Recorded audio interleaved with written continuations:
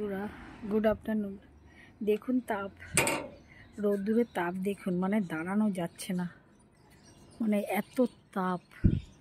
মানে ছাদে এসেছি, মানে তিনতলায় এসেছি পুজো দিতে, মানে কি পুজো দেবো কোনো রকমে। আজকে থার্সডে, মানে কি বলবো, পাঁচালি পড়া থেকে শুরু করে ঠাকুর ঘরে মানে বসতে পারছি না, অনেক কষ্টে পুজো দিলাম।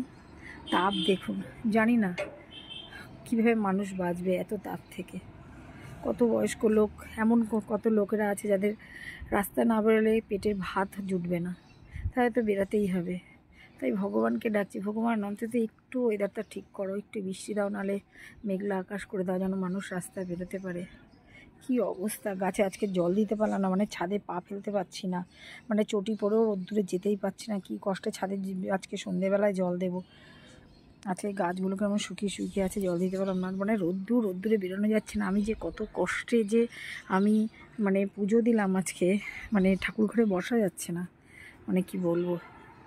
তো বন্ধুরা, এই গরমে সবাই সতর্কভাবে থাকবেন, সাবধান থাকবেন, ছাতা নিয়ে তো বেরোবেন, তার সাথে পারলে সানগ্লাস পরবেন সবাই।